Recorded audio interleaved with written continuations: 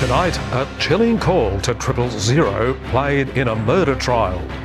The phone service easing pressure on Mackay's ED. School suspensions rise across the state. And fears discarded fish scraps are attracting crocs. This is 7 News with Rob Brough.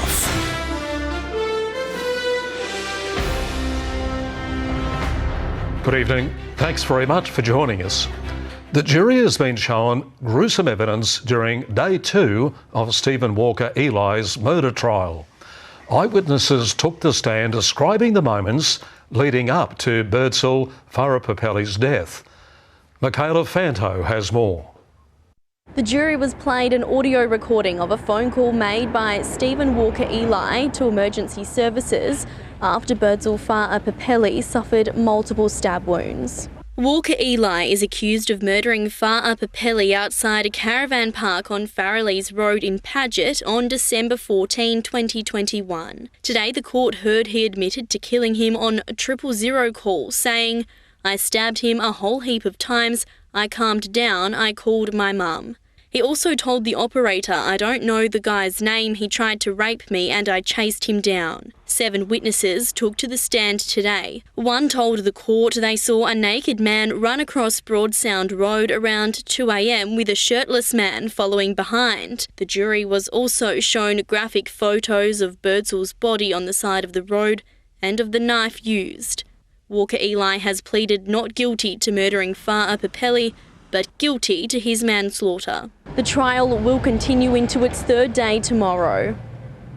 Police are appealing for public assistance to help locate a 40-year-old woman reported missing from the Whitsundays area on Saturday. Celeste McGain was last seen on Paluma Road in Woodwark around 2 p.m. on May 25.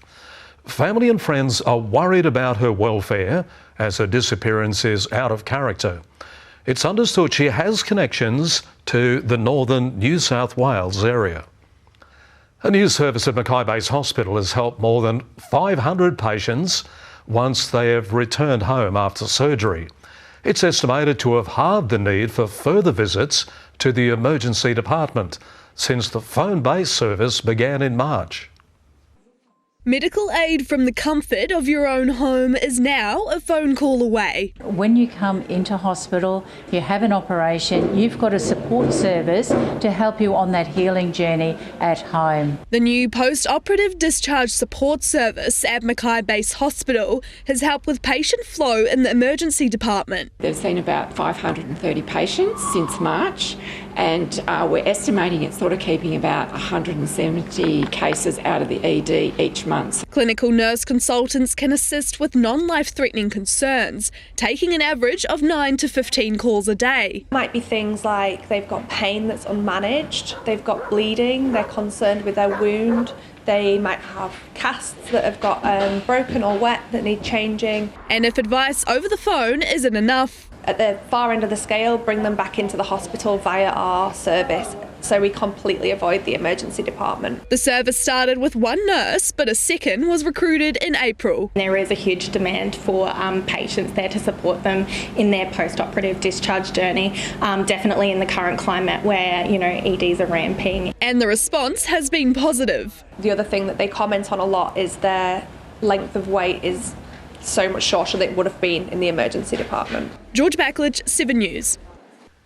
The state opposition slammed the government's Putting Queensland Kids First plan, saying it's a knee-jerk reaction to a rise in school absences through suspension.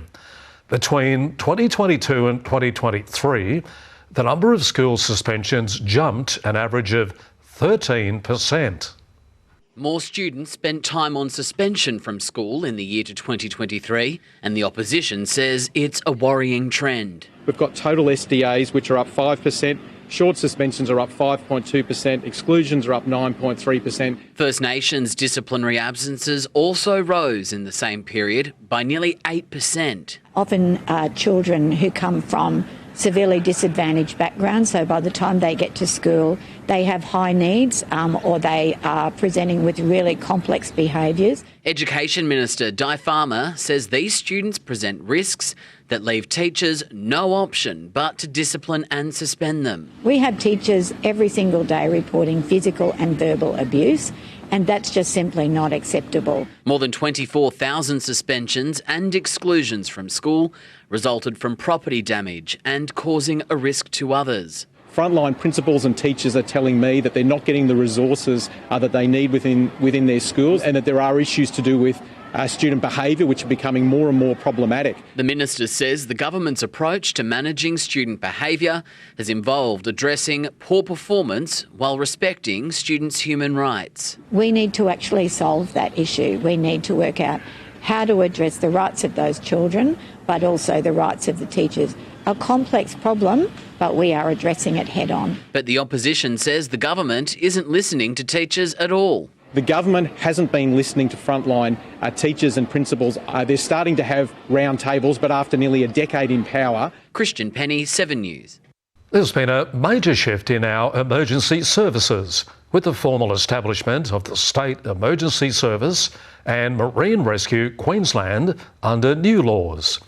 Both services now fall under the Queensland Police Service, which will coordinate the state's disaster response, aiming to enhance efficiency and effectiveness. What a great moment in history it is for us to gather today to acknowledge a bright new future for emergency services here in Queensland. Mark Armstrong has been appointed the first Chief Officer for the SES, while Tony Wolfe will lead Marine Rescue. Our local wildlife officers are concerned at online images of anglers discarding old fish frames at a Slade Point boat ramp. They say dead fish can lure crocodiles closer to human territory. Pictures of filleted fish lying at Slade Point boat ramp have raised a red flag with professional anglers. I actually saw that post a couple of days ago and I thought, what a... Flies aren't the only thing the fish carcasses are attracting as crocs swim freely near Macready's Creek boat ramp. As a fishing group, we don't support. The social media post has more than 200 likes. Some commenters are asking for those responsible to be prosecuted, while others claim a real fisherman wouldn't do this. Crocs have also been spotted in the area and further north at St Helens in recent months. It's dangerous. It's asking for trouble, and anybody in their right mind would not do this. There are now calls for fish bins to be set up across the region for easier dumping. Something that probably we need to look and explore is having free dumping for fish frames at the council facilities. Authorities warn improperly discarding fish scraps is not just irresponsible, it could cost a human life. They will associate that location with being fed and an easy meal. And reporting croc sightings is simple and vital. There is a number of ways. You can use our Key Wildlife app, you can do it online and also call us on our 1300 number. Georgie May Walker, 7 News. We'll take a break in a moment. Scientists discover a new way to monitor children's brain health. And a Whitsunday's agave spirit named the world's best.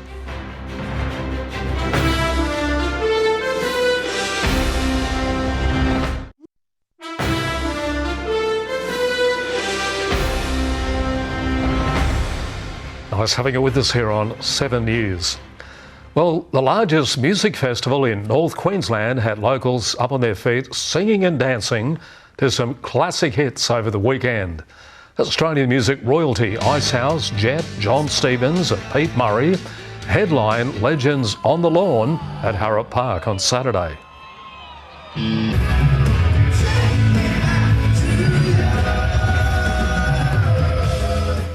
Organisers say 7,500 people attended the sold-out event. Our researchers are using AI to help detect developmental delays in children. They've created a computer program that monitors kids' brains while they sleep. This computer-generated growth chart is changing the way children's development is monitored. We use artificial intelligence to determine the age of the brain, not the age of the child. It was tested as part of a study conducted by QIMR Berghofer. Around 2,000 kids were monitored while they slept. Using the electroencephalogram, which is a measurement of your brain activity. An AI program then uses the data to estimate the brain's age compared to the actual age of the child. What the AI is able to do is actually able to look at the waveform at a millisecond level and really try and tease out some of these fluctuations that are occurring. It helps determine whether the child is progressing normally and can detect any delays faster. The study varies from the usual indicators paediatricians look at, such as speech, height and weight. Researchers say this new tool is an exciting step forward to better understanding the developing brain. Supporting when a child's brain is still developing and putting resources in place at that time will actually be the thing that will make a difference. Rebecca Jensen, 7 News. Whitsunday's homegrown tipple, active treason Australian Agave has made a clean sweep of international gold medals. The spirit only launched 4 months ago and has now been named the world's best specialty spirit at the World Drinks Awards. The brand was also recently awarded gold at both the San Francisco World Spirits Competition and the International Wine and Spirit Competition in London. A new study has revealed sharks off our Queensland coastline are becoming smaller and scarcer, and mesh nets are to blame. Researchers at the University of the Sunshine Coast say the decline could be detrimental to our marine ecosystem. Apex sharks are crucial to the marine food web along the Queensland coast, but a new study has revealed tiger sharks, great whites and other shark species are declining. Human disturbance, human impacts in the ocean has really resulted in a shift in the diversity. Dr. Chris Henderson at the University of the Sunshine Coast says that shift can be attributed to several factors, including the mesh nets used for the state's shark control program. There's definitely ways that we could improve how the program is, implemented, and whether that's improving technology. Dr. Henderson claims the decline could impact our coastal environment and reef health. There are calls to replace the 27 Queensland nets with drum lines, ideally year-round. Since 1989, New South Wales has removed netting during whale migration season. We just really wish the department would follow what New South Wales did, which is take nets out. Today, a whale became entangled in shark netting off the Sunshine Coast. Look, we had a record number of entanglements last year, and we fear that it's going to be even worse this year. In a statement, Fisheries Queensland said the government will continue to work to reduce the risk of shark bites through the existing program and also trial new mitigation technologies. Tom Duffy, 7 News. Time for our sport now. Nathan, special game this weekend, mate, for our Cutters, eh? Yeah, that's right, Brough. They'll play in the curtain raiser to the Cowboys-Warriors NRL game in Townsville, and Mackay's captain is back for it. We'll have more on that next, as Billy Slater backs Tom Dearden to get the job done for Queensland in his Origin return tomorrow night.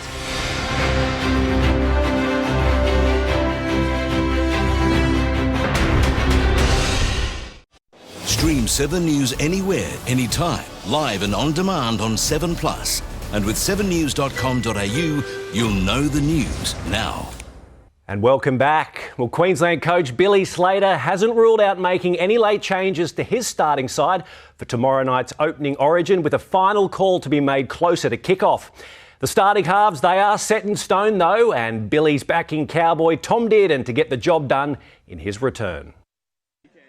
Tom Dearden has everything Billy Slater wants in a mighty maroon. He competes, he's tough, he does his job for the team and he cares. 26 hours to go and Tom's on track for his second Origin game. He'll start in the halves alongside Daly Cherry Evans. He does the job every time he plays, Tommy.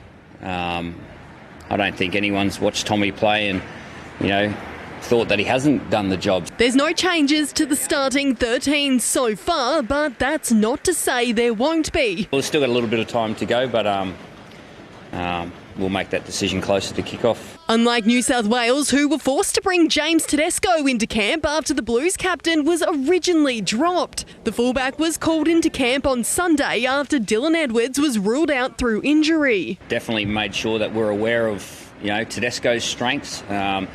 He's a different type of player to Dylan Edwards. He was a champion the way he took the message, and he's a champion to be able to come back in. So looking forward to bringing his experience now. And the Blues got a sneak peek of Accor Stadium last night in full force, but they weren't the stars of the show. That was the Matildas in their 2-0 win over China. It was good, They're extremely talented, The atmosphere was unbelievable, so hopefully we get something like that tomorrow night. Both sides had their captains run today. Tomorrow's game kicks off at 8:05 p.m. Emma Halliday, 7 News. Whatever happens tomorrow night will determine how the Cowboys side looks for Saturday night's home game against the Warriors. North Queensland coach Todd Payton today named all 6 of his Origin players in the reserves. There will be plenty of nervous onlookers tomorrow night, but none more so than the Cowboys coach. We'll talk to our medical team and then obviously look at the flow of the game, how much impact they had, their workload, and make a decision what's best for them and the group. He's named an extended squad of 24 players, including those 6 Origin stars in the reserves. And pending that availability, last week's 2 18-year-old debutants could get a second shot. Tom Chester comes back into the side. He was ruled out last minute against the Roosters. Every indication at the moment is looking great. It was one of the Cowboys' gutsiest wins all season, built on individual toughness, and Jake Granville proved that more than most. The 35-year-old played the full 80 after tearing his bicep in the 7th minute. And he managed somehow to play the rest of the game, which is one of the toughest and most courageous performances I've seen for a long time, and nowhere to hide in the middle with tackling and passing. It's an outstanding effort, and he's a big reason why we won the game. It means Sam McIntyre comes into hooker if Reece Robson isn't fit. Meanwhile, the Warriors have a long list of players ready to return and boost their side. Fullback Chance Nickel-Klukstad, hooker Wade Egan, centre Rocco Berry and back rowers Kurt Capewell and Tohu Harris are back from injury or illness. Emma Halliday, 7 News. The Mackay Cutters will play in the curtain raiser to that Cowboys and Warriors game on Saturday afternoon at Queensland Country Bank Stadium. It's a showdown with the Redcliffe Dolphins, and coach Michael Comerford has made 5 changes to his side that beat the PNG Hunters before the bye. Captain Sean Mullaney is one of those. He returns at lock. Definitely with Sean coming back into our middle, allows us to play a bit more expansive, and probably just his aggression in defence as well is something we've missed over that period. Provided other results go their way and we get the win, the Cutters could finish as high as 5th. Kick-off in Townsville is 2:35 p.m. on Saturday. And the Queensland Comets will field a Mackay player for the new National Wheelchair Basketball League season. Crystal DeMade was selected following success at the Suncoast Clippers tournament in January, where the Mackay Machine side won bronze. The Comets begin their NWBL season in Perth on June 22. One great Queenslander there, Crystal. I'm sure she'll be cheering on the other Queenslanders tomorrow night. Not long to go now, Broughy. No doubt. Bring it on. Yeah, beautiful. Thank you, Nath. Have a look at the weather in a moment. Liv will join us after the break.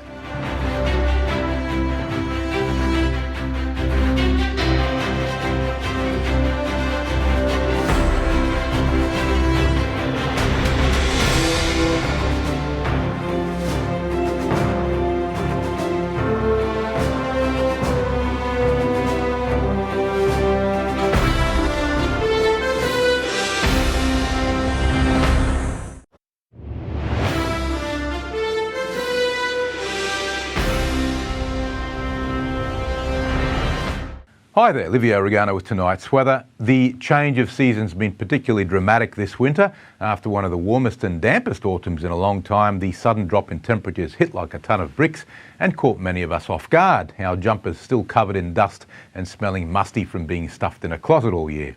Overnight minimum temps have been the main talking point among townsfolk. The mercury fell to just 1 degree in Claremont early this morning and 9 at Mackay Airport, but max temps were about average.